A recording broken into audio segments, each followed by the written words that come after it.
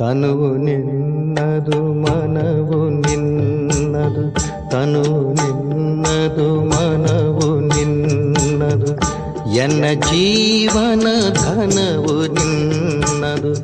ನಾನು ನಿನ್ನವನೆಂಬ ಹೆಮ್ಮೆಯ ಋಣವು ಮಾತ್ರವೇ ನನ್ನದು. ತನು ನಿನ್ನದು ಮನವು ನಿನ್ನದು.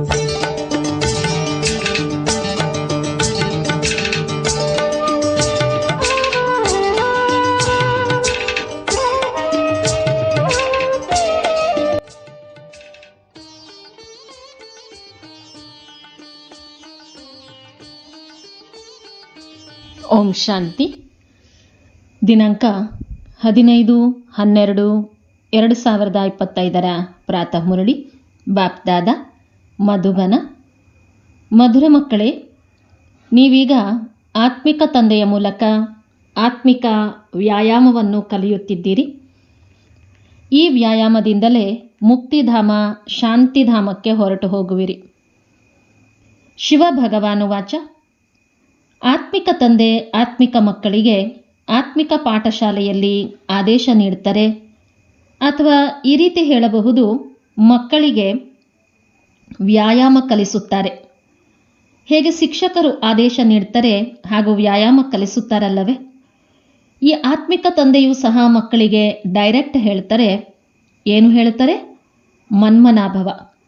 ಹೇಗೆ ಅವರು ಅಟೆನ್ಷನ್ ಪ್ಲೀಸ್ ಎಂದು ಹೇಳ್ತಾರೆ, ಹಾಗೆಯೇ ತಂದೆ ಹೇಳ್ತಾರೆ ಮನ್ಮನಾಭವ. ಇದು ಹೇಗೆ ಪ್ರತಿಯೊಬ್ಬರೂ ತಮ್ಮ ಮೇಲೆ ಕೃಪೆ ತೋರಿಸಿಕೊಂಡಂತೆ. ತಂದೆ ತಿಳಿಸ್ತಾರೆ, ಮಕ್ಕಳೇ, ನನ್ನೊಬ್ಬನನ್ನೇ ನೆನಪು ಮಾಡಿ ಅಶರೀರಿಯಾಗಿ. ಈ ಆತ್ಮಿಕ ವ್ಯಾಯಾಮವನ್ನು ಆತ್ಮಗಳಿಗೆ ಆತ್ಮಿಕ ತಂದೆಯೇ ಕಲಿಸ್ತಾರೆ. ಅವರು ಪರಮ ಶಿಕ್ಷಕನಾಗಿದ್ದಾರೆ. ನೀವೆಲ್ಲರೂ ಉಪಾಧ್ಯಾಯರಾಗಿದ್ದೀರಿ. ನೀವು ಸಹ ಎಲ್ಲರಿಗೆ ಹೇಳ್ತೀರಿ, ನೀವು ತಮ್ಮನ್ನು ಆತ್ಮನೆಂದು ತಿಳಿಯಿರಿ. ತಂದೆಯ ನೆನಪು ಮಾಡಿ. ದೇಹಿ ಅಭಿಮಾನಿ ಭವ. ಮನ್ಮನಾಭವದ ಅರ್ಥವೂ ಇದೇ ಆಗಿದೆ. ತಂದೆ ಮಕ್ಕಳ ಕಲ್ಯಾಣಕ್ಕಾಗಿ ಸಲಹೆ ಕೊಡ್ತಾರೆ. ತಾನು ಯಾರಿಂದಲೂ ಕಲಿತಿಲ್ಲ. ಮತ್ತೆಲ್ಲ ಶಿಕ್ಷಕರು ಸ್ವಯಂ ಕಲಿತು ನಂತರ ಕಲಿಸ್ತಾರೆ. ಆದರೆ ಈ ಶಿಕ್ಷಕರು ಯಾವುದೇ ಶಾಲೆಯಲ್ಲಿ ಓದಿ ಕಲಿತಿಲ್ಲ. ಇವರು ಕೇವಲ ಕಲಿಸಿಕೊಡ್ತಾರೆ. ನಾನು ನೀವಾತ್ಮಗಳಿಗೆ ಆತ್ಮಿಕ ವ್ಯಾಯಾಮ ಕಲಿಸುತ್ತೇನೆಂದು ಹೇಳ್ತಾರೆ. ಅವರೆಲ್ಲರೂ ದೈಹಿಕ ಮಕ್ಕಳಿಗೆ ದೈಹಿಕ ವ್ಯಾಯಾಮ ಕಲಿಸ್ತಾರೆ. ಅವರು ವ್ಯಾಯಾಮವನ್ನು ಶರೀರದಿಂದಲೇ ಮಾಡಲಾಗ್ತದೆ. ಇದರಲ್ಲಿ ಶರೀರದ ಮಾತಿಲ್ಲ. ತಂದೆ ತಿಳಿಸ್ತಾರೆ, ನನಗೆ ಯಾವುದೇ ಶರೀರವಿಲ್ಲ. ನಾನಂತೂ ವ್ಯಾಯಾಮವನ್ನು ಕಲಿಸ್ತೇನೆ, ಸಲಹೆ ನೀಡ್ತೇನೆ. ನನ್ನಲ್ಲಿ ವ್ಯಾಯಾಮ ಕಲಿಸುವ ಪಾತ್ರ ಡ್ರಾಮಾನುಸಾರ ಅಡಕವಾಗಿದೆ. ಸರ್ವಿಸ್ ಅಡಕವಾಗಿದೆ. ವ್ಯಾಯಾಮವನ್ನು ಕಲಿಸುವುದಕ್ಕಾಗಿಯೇ ಬರ್ತೇನೆ. ನೀವು ತಮೋಪ್ರಧಾನರಿಂದ ಸತೋಪ್ರಧಾನರಾಗಬೇಕಾಗಿದೆ.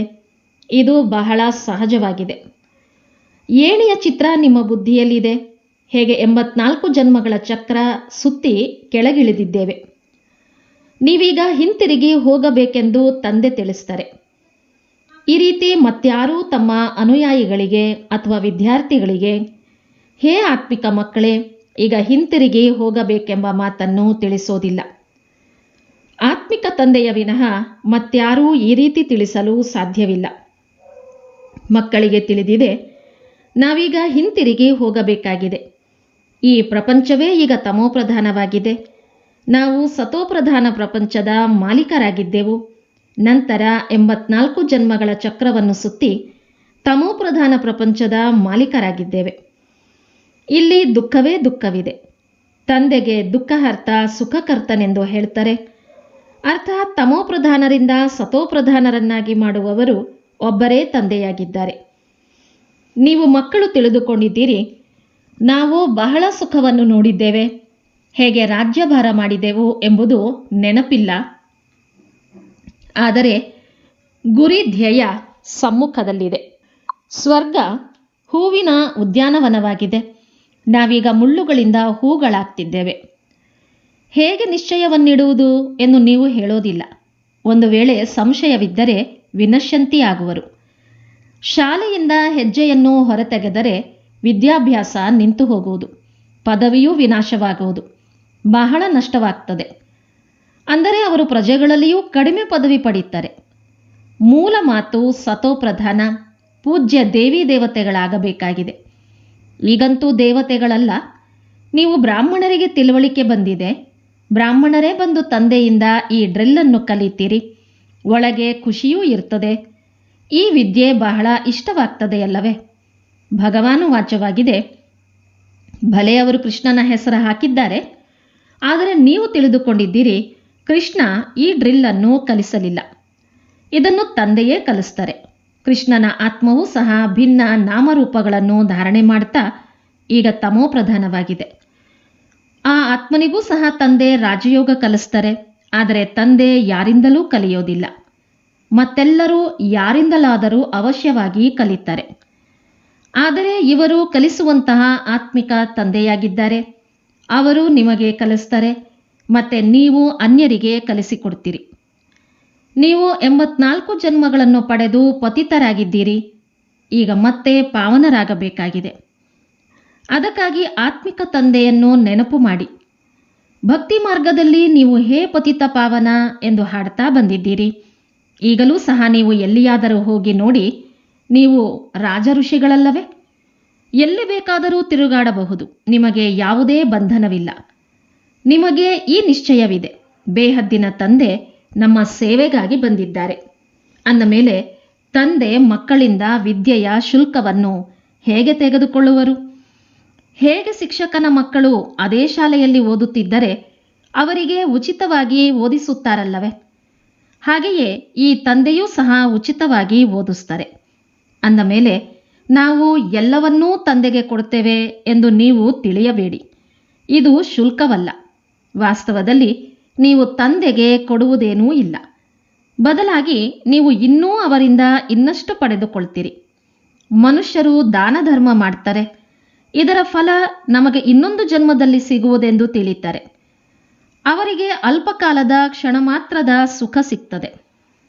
ಭಲೆ ಇನ್ನೊಂದು ಜನ್ಮದಲ್ಲಿ ಸಿಗ್ತದೆ, ಆದರೆ ಅದು ಕೆಳಗಿಳಿಯುವಂತಹ ಜನ್ಮದಲ್ಲಿಯೇ ಸಿಗ್ತದೆ. ಏಣಿಯನ್ನು ಇಳಿಯುತ್ತಲೇ ಬರುತ್ತೀರಲ್ಲವೇ? ಈಗ ನೀವು ಏನೆಲ್ಲವನ್ನೂ ಮಾಡ್ತೀರೋ ಅದು ಏರುವ ಕಲೆಯಲ್ಲಿ ಹೋಗೋದಕ್ಕಾಗಿ ಮಾಡ್ತೀರಿ. ಕರ್ಮದ ಫಲವೆಂದು ಹೇಳ್ತಾರಲ್ಲವೇ? ಆತ್ಮಕ್ಕೆ ಕರ್ಮದ ಫಲ ಸಿಗ್ತದೆ. ಈ ಲಕ್ಷ್ಮೀನಾರಾಯಣರಿಗೂ ಸಹ ಕರ್ಮಗಳ ಫಲವೇ ಸಿಕ್ಕಿದೆಯಲ್ಲವೇ? ಬೇಹದ್ದಿನ ತಂದೆಯಿಂದ ಬೇಹದ್ದಿನ ಫಲ ಸಿಗ್ತದೆ. ಭಕ್ತಿಯಲ್ಲಿ ಇಂಡೈರೆಕ್ಟ್ ಫಲ ಸಿಗ್ತದೆ. ಡ್ರಾಮಾದಲ್ಲಿ ನಿಗದಿಯಾಗಿದೆ. ಇದು ಸಹ ಮಾಡಲ್ಪಟ್ಟ ನಾಟಕವಾಗಿದೆ. ನಿಮಗೆ ತಿಳಿದಿದೆ, ನಾವು ಕಲ್ಪದ ನಂತರ ಬಂದು ತಂದೆಯಿಂದ ಬೇಹದ್ದಿನ ಆಸ್ತಿಯನ್ನು ಪಡಿತೇವೆ. ತಂದೆ ನಮಗಾಗಿ ಶಾಲೆಯನ್ನು ಕಟ್ಟಿಸ್ತಾರೆ. ಅವೆಲ್ಲವೂ ದೈಹಿಕ ಶಾಲೆಗಳಾಗಿವೆ. ಯಾವುದನ್ನು ಭಿನ್ನ ಭಿನ್ನ ಪ್ರಕಾರದಿಂದ ಅರ್ಧಕಲ್ಪ ಓದುತ್ತಾ ಬಂದಿರಿ. ಈಗ ತಂದೆ 21 ಜನ್ಮಗಳಿಗಾಗಿ ಎಲ್ಲ ದುಃಖಗಳನ್ನು ದೂರ ಮಾಡಲು ಓದಿಸ್ತಾರೆ. ಅಲ್ಲಿ ರಾಜಧಾನಿ ಇರುತ್ತದೆ.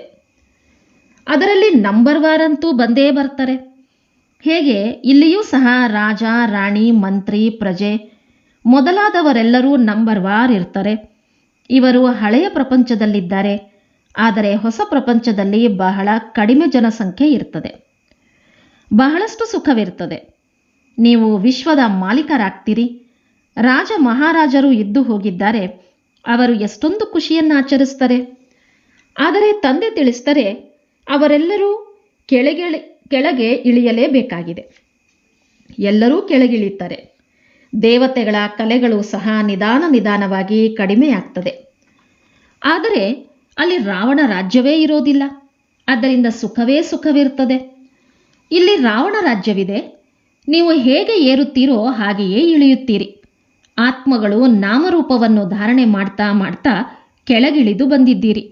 ಡ್ರಾಮಾ ಪ್ಲಾನ್ ಅನುಸಾರ ಕಲ್ಪದ ಹಿಂದಿನ ತರಹ ಕೆಳಗಿಳಿದು ತಮೋಪ್ರಧಾನರಾಗ್ತೀರಿ. ಕಾಮಚಿತೆಯನ್ನು ಏರೋದರಿಂದಲೇ ದುಃಖ ಆರಂಭವಾಗ್ತದೆ. ಈಗ ಅತಿ ದುಃಖವಿದೆ, ಮತ್ತೆ ಸುಖಧಾಮದಲ್ಲಿ ಅತಿ ಸುಖವಿರುವುದು. ನೀವು ರಾಜ ಋಷಿಗಳಾಗಿದ್ದೀರಿ. ಆ ಸನ್ಯಾಸಿಗಳದ್ದು ಹಠಯೋಗವಾಗಿದೆ. ನೀವು ಯಾರೊಂದಿಗಾದರೂ ಕೇಳಿ, ರಚಯಿತ ಮತ್ತು ರಚನೆಯ ಆದಿ ಮಧ್ಯ ಅಂತ್ಯವನ್ನು ತಿಳಿದುಕೊಂಡಿದ್ದೀರಾ? ಇದಕ್ಕೆ ಅವರು ಇಲ್ಲವೆಂದು ಹೇಳ್ತಾರೆ. ಅಂದ ಮೇಲೆ ಯಾರು ಕೇಳುವರೋ ಅವರು ತಿಳಿದುಕೊಳ್ತಾರೆ. ತಾನೇ ತಿಳಿದುಕೊಂಡಿಲ್ಲವೆಂದರೆ ಅನ್ಯರನ್ನು ಕೇಳಲು ಹೇಗೆ ಸಾಧ್ಯ? ನಿಮಗೆ ತಿಳಿದಿದೆ, ಋಷಿ ಮುನಿ ಮೊದಲಾದವರು ಸಹ ತ್ರಿಕಾಲದರ್ಶಿಗಳಾಗಿರಲಿಲ್ಲ. ತಂದೆ ನಮ್ಮನ್ನು ತ್ರಿಕಾಲದರ್ಶಿಗಳನ್ನಾಗಿ ಮಾಡ್ತಿದ್ದಾರೆ. ಈ ತಂದೆ ಯಾರು ವಿಶ್ವದ ಮಾಲೀಕನಾಗಿದ್ದರೋ ಇವರಿಗೂ ಸಹ ಜ್ಞಾನವಿರಲಿಲ್ಲ. ಈ ಜನ್ಮದಲ್ಲಿಯೂ 60 ವರ್ಷಗಳ ತನಕ ಜ್ಞಾನವಿರಲಿಲ್ಲ. ಯಾವಾಗ ಇವರಲ್ಲಿ ತಂದೆ ಪ್ರವೇಶಿಸಿದರೋ ಆಗಿನಿಂದ ನಿಧಾನವಾಗಿ ಎಲ್ಲವನ್ನೂ ತಿಳಿಸ್ತಾ ಹೋಗ್ತಾರೆ. ಭಲೆ ಕೆಲವರು ನಿಶ್ಚಯ ಬುದ್ಧಿಯವರಾಗ್ತಾರೆ, ಆದರೂ ಸಹ ಮಾಯೆ ಅನೇಕರನ್ನು ಬೀಳಿಸ್ತಾ ಹೋಗ್ತದೆ. ತಂದೆ ಹೆಸರನ್ನು ಹೇಳೋದಿಲ್ಲ, ಏಕೆಂದರೆ ನಿರಾಶಾವಾದಿಗಳಾಗ್ತಾರೆ. ಎಲ್ಲರ ಸಮಾಚಾರವಂತೂ ಬರುತ್ತದೆಯಲ್ಲವೇ? ಕೆಟ್ಟ ಸಂಘವನ್ನು ಸೇರಿದರೂ ಅಥವಾ ಹೊಸದಾಗಿ ವಿವಾಹ ಆಗಿರುವವರ ಜೊತೆ ಸಂಘವಾಯಿತೆಂದರೆ ಚಂಚಲವಾಗುವರು. ನಾವು ವಿವಾಹ ಮಾಡಿಕೊಳ್ಳದೇ ಇರಲು ಆಗೋದಿಲ್ಲ ಎಂದು ಹೇಳ್ತಾರೆ. ಒಳ್ಳೆಯ ಮಹಾರಥಿಗಳು ಪ್ರತಿನಿತ್ಯವೂ ತರಗತಿಗೆ ಬರುವವರು ಕೆಲವು ಬಾರಿ ಇಲ್ಲಿಗೆ ಬಂದು ಹೋಗಿದ್ದಾರೆ. ಅಂಥವರನ್ನೂ ಮಾಯಾರೂಪಿ ಮೊಸಳೆ ಹಿಡಿದುಕೊಂಡಿದೆ. ಹೀಗೆ ಬಹಳಷ್ಟು ಪ್ರಕರಣಗಳು ನಡೆಯುತ್ತಿರುತ್ತವೆ. ಇನ್ನೂ ವಿವಾಹ ಮಾಡಿಕೊಂಡಿಲ್ಲ, ಆದರೆ ಮಾಯೆ ಅವರನ್ನು ನುಂಗುತ್ತಿದೆ. ಅಂದರೆ ಸ್ತ್ರೀರೂಪಿ ಮಾಯೆ ಸೆಳೆಯುತ್ತಿರುತ್ತದೆ.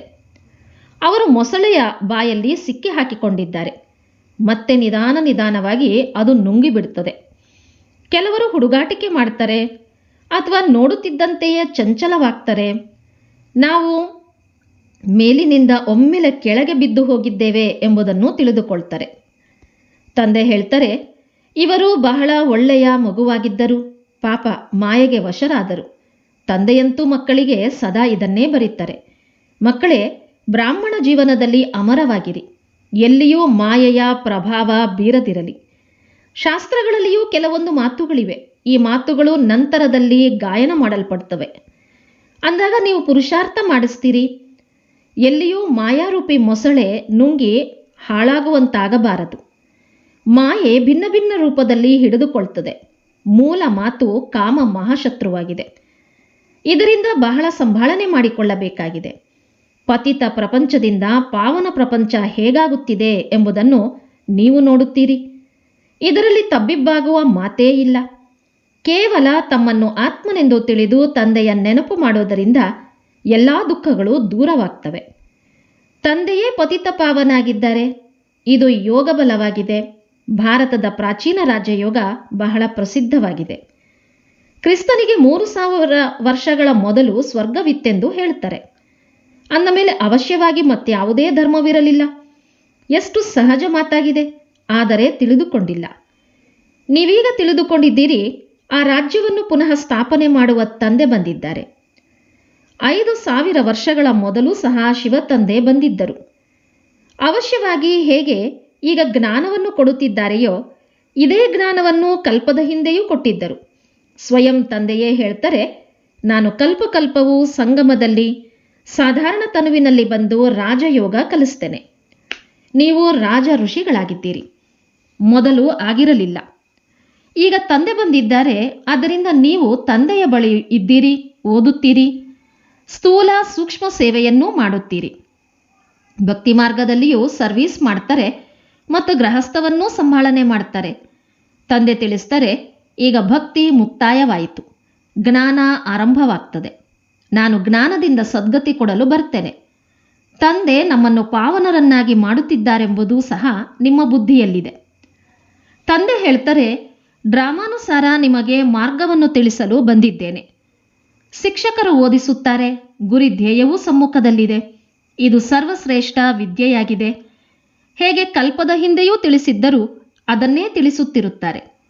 ಈ ಸೃಷ್ಟಿ ಚಕ್ರ ಟಿಕ್ ಟಿಕ್ ಎಂದು ನಡೆಯುತ್ತಿರುತ್ತದೆ. ಕ್ಷಣ ಪ್ರತಿಕ್ಷಣ ಯಾವುದು ಕಳೆದು ಹೋಯಿತೋ ಅದು ಮತ್ತೆ 5000 ವರ್ಷಗಳ ನಂತರ ಪುನರಾವರ್ತನೆಯಾಗುವುದು. ದಿನಗಳು ಕಳೆಯುತ್ತಾ ಹೋಗ್ತವೆ. ಈ ವಿಚಾರ ಮತ್ಯಾರ ಬುದ್ಧಿಯಲ್ಲಿಯೂ ಇಲ್ಲ. ಸತ್ಯ, ತ್ರೇತ, ದ್ವಾಪರ, ಕಲಿಯುಗ ಕಳೆದು ಹೋಯಿತು. ಅದು ಮತ್ತೆ ಪುನರಾವರ್ತನೆಯಾಗುವುದು. ಈಗ ಯಾವುದು ಕಳೆಯಿತೆಂದರೆ ಕಲ್ಪದ ಹಿಂದೆ ಏನು ಕಳೆದಿತ್ತೋ ಅದೇ ಕಳೆಯಿತು. ಇನ್ನು ಕೆಲವೇ ದಿನಗಳಿವೆ. ಮನುಷ್ಯರು ಲಕ್ಷಾಂತರ ವರ್ಷಗಳೆಂದು ಹೇಳ್ತಾರೆ. ಅವರ ಹೋಲಿಕೆಯಲ್ಲಿ ನೀವು ಹೇಳ್ತೀರಿ, ಇನ್ನು ಕೆಲವೇ ಗಂಟೆಗಳು ಉಳಿದಿವೆ. ಇದು ಸಹ ಡ್ರಾಮಾದಲ್ಲಿ ನಿಗದಿಯಾಗಿದೆ. ಯಾವಾಗ ಹಳೆಯ ಪ್ರಪಂಚಕ್ಕೆ ಬೆಂಕಿ ಬೀಳುವುದೋ ಆಗ ಜಾಗೃತರಾಗ್ತಾರೆ. ಆದರೆ ಟೂ ಲೇಟ್ ಆಗ್ತದೆ. ಆದ್ದರಿಂದ ತಂದೆ ಪುರುಷಾರ್ಥ ಮಾಡಿಸುತ್ತಿರುತ್ತಾರೆ, ಮಕ್ಕಳೇ ತಯಾರಾಗಿ ಕುಳಿತುಕೊಳ್ಳಿ. ಶಿಕ್ಷಕರು ಟೂ ಲೇಟ್ ಎಂದು ಹೇಳುವಂತಾಗಬಾರದು. ಅನುತ್ತೀರ್ಣರಾಗುವವರು ಬಹಳ ಪಶ್ಚಾತ್ತಾಪ ಪಡ್ತಾರೆ. ನಮ್ಮದು ಇಡೀ ವರ್ಷ ವ್ಯರ್ಥವಾಗಿ ಹೋಯಿತೆಂದು ತಿಳಿಯುತ್ತಾರೆ. ಇನ್ನೂ ಕೆಲವರು ಓದದಿದ್ದರೆ ಏನಾಗುವುದು? ನೀವು ಮಕ್ಕಳಂತೂ ಇದರಲ್ಲಿ ಬಹಳ ಸ್ಟ್ರಿಕ್ಟ್ ಆಗಿರಬೇಕು. ನಾವಂತೂ ತಂದೆಯಿಂದ ಪೂರ್ಣ ಆಸ್ತಿ ತೆಗೆದುಕೊಳ್ತೇವೆ. ತಮ್ಮನ್ನು ಆತ್ಮನೆಂದು ತಿಳಿದು ತಂದೆಯ ನೆನಪು ಮಾಡಬೇಕಾಗಿದೆ. ಇದರಲ್ಲಿ ಯಾವುದೇ ಕಷ್ಟವಿದ್ದರೆ ತಂದೆಯೊಂದಿಗೆ ಕೇಳಬಹುದು. ಇದೇ ಮುಖ್ಯ ಮಾತಾಗಿದೆ. ತಂದೆ ಇಂದಿಗೆ 5,000 ವರ್ಷಗಳ ಮೊದಲೂ ಸಹ ತಿಳಿಸಿದ್ದರು, ಮಕ್ಕಳೇ ನನ್ನೊಬ್ಬನನ್ನೇ ನೆನಪು ಮಾಡಿ. ಪತಿತ ಪಾವನ ನಾನಾಗಿದ್ದೇನೆ. ಕೃಷ್ಣ ಎಲ್ಲರ ತಂದೆಯಲ್ಲ. ನೀವು ಶಿವ ಮತ್ತು ಕೃಷ್ಣನ ಪೂಜಾರಿಗಳಿಗೆ ಈ ಜ್ಞಾನವನ್ನು ತಿಳಿಸಿ. ಆತ್ಮ ಪೂಜ್ಯನಾಗಿರಲಿಲ್ಲವೆಂದರೆ ಎಷ್ಟಾದರೂ ತಲೆಕೆಡಿಸಿಕೊಳ್ಳಿ, ಅವರಿಗೆ ಅರ್ಥವಾಗೋದಿಲ್ಲ. ಈಗ ನಾಸ್ತಿಕರಾಗ್ತಾರೆ, ಬಹುಶಃ ಮುಂದೆ ಹೋದಂತೆ ಆಸ್ತಿಕರಾಗಲೂಬಹುದು. ತಿಳಿದುಕೊಳ್ಳಿ, ಯಾರಾದರೂ ವಿವಾಹ ಮಾಡಿಕೊಂಡು ಕೆಳಗೆ ಬೀಳುತ್ತಾರೆಂದರೆ ಅವರು ಮತ್ತೆ ಬಂದು ಜ್ಞಾನವನ್ನು ತೆಗೆದುಕೊಂಡು ಮುಂದುವರಿಯಬಹುದು. ಆದರೆ ಆಸ್ತಿ ಬಹಳ ಕಡಿಮೆಯಾಗುವುದು. ಏಕೆಂದರೆ ಬುದ್ಧಿಯಲ್ಲಿ ಅನ್ಯರ ನೆನಪು ಕುಳಿತುಕೊಂಡಿತು. ಅದನ್ನು ತೆಗೆಯುವುದರಲ್ಲಿ ಬಹಳ ಕಷ್ಟವಾಗ್ತದೆ. ಮೊದಲು ಸ್ತ್ರೀಯ ನೆನಪು, ನಂತರ ಮಕ್ಕಳ ನೆನಪು ಬರ್ತದೆ. ಮಕ್ಕಳಿಗಿಂತಲೂ ಸ್ತ್ರೀಯ ನೆನಪು ಬಹಳ ಸೆಳೀತದೆ. ಏಕೆಂದರೆ ಬಹಳ ಸಮಯದ ನೆನಪಲ್ಲವೇ. ಮಕ್ಕಳಂತೂ ನಂತರ ಆಗ್ತಾರೆ. ಮತ್ತೆ ಮಿತ್ರ ಸಂಬಂಧಿ, ಮಾವನ ಮನೆಯ ನೆನಪು ಬರ್ತದೆ. ಅದಕ್ಕಿಂತ ಮೊದಲು ಸ್ತ್ರೀ ಯಾರು ಬಹಳ ಸಮಯ ಜೊತೆ ನೀಡಿದ್ದಾರೆಯೋ ಅವರ ನೆನಪಿರ್ತದೆ. ಅದೇ ರೀತಿ ನಾವು ದೇವತೆಗಳ ಜೊತೆ ಬಹಳ ಸಮಯ ಇದ್ದವೆಂದು ನೀವು ಹೇಳ್ತೀರಿ, ಶಿವತಂದೆಯ ಜೊತೆ ಬಹಳ ಸಮಯದಿಂದ ಪ್ರೀತಿ ಇದೆ ಎಂದು ಹೇಳೋದಿಲ್ಲ. ಯಾವ ತಂದೆ 5,000 ವರ್ಷಗಳ ಮೊದಲೂ ಸಹ ನಮ್ಮನ್ನು ಪಾವನರನ್ನಾಗಿ ಮಾಡಿದರು, ಕಲ್ಪಕಲ್ಪವೂ ಬಂದು ನಮ್ಮ ರಕ್ಷಣೆ ಮಾಡ್ತಾರೆ. ಆದ್ದರಿಂದಲೇ ಅವರಿಗೆ ದುಃಖಹರ್ತ ಸುಖಕರ್ತನೆಂದು ಹೇಳ್ತಾರೆ. ನಿಮ್ಮ ಬುದ್ಧಿಯೋಗ ಬಹಳ ಸ್ಪಷ್ಟವಾಗಿರಬೇಕು.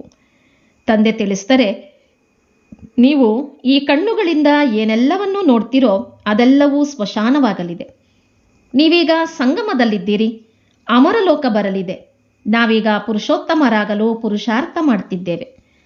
ಇದು ಕಲ್ಯಾಣಕಾರಿ ಪುರುಷೋತ್ತಮ ಸಂಗಮ ಯುಗವಾಗಿದೆ. ಪ್ರಪಂಚದಲ್ಲಿ ಏನಾಗುತ್ತಿದೆ ಎಂಬುದನ್ನು ನೀವು ನೋಡುತ್ತಿರುತ್ತೀರಿ. ಈಗ ತಂದೆ ಬಂದಿದ್ದಾರೆ, ಅದರಿಂದ ಹಳೆಯ ಪ್ರಪಂಚ ಸಮಾಪ್ತಿಯಾಗುವುದು.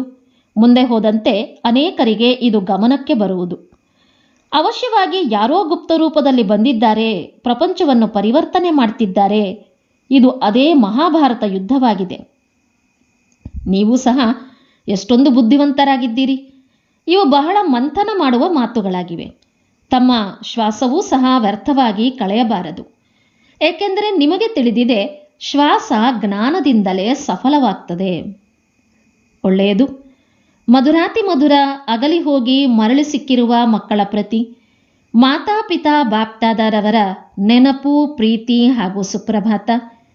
ಆತ್ಮಿಕ ಮಕ್ಕಳಿಗೆ ಆತ್ಮಿಕ ತಂದೆಯ ನಮಸ್ತೆ, ಆತ್ಮಿಕ ತಂದೆಗೆ ಆತ್ಮಿಕ ಮಕ್ಕಳ ನಮಸ್ತೆ ನಮಸ್ತೆ ನಮಸ್ತೆ.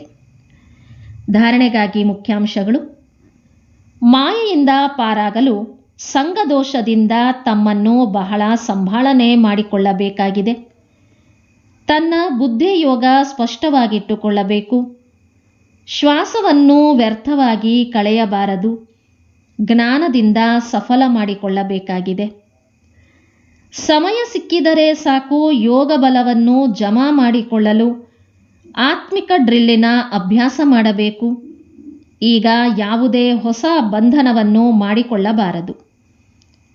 ವರದಾನ: ತಂದೆಯ ಛತ್ರಛಾಯೆಯ ಅನುಭವದ ಮೂಲಕ ವಿಘ್ನ ವಿನಾಶಕನ ಡಿಗ್ರಿಯನ್ನು ತೆಗೆದುಕೊಳ್ಳುವ ಅನುಭವಿ ಮೂರ್ತಿ ಭವ. ಎಲ್ಲಿ ತಂದೆಯ ಜೊತೆ ಇದೆ ಅಲ್ಲಿ ಯಾರೇನೂ ಮಾಡಲು ಸಾಧ್ಯವಿಲ್ಲ. ಈ ಜೊತೆಯ ಅನುಭವವೇ ಛತ್ರಛಾಯೆ ಆಗ್ತದೆ.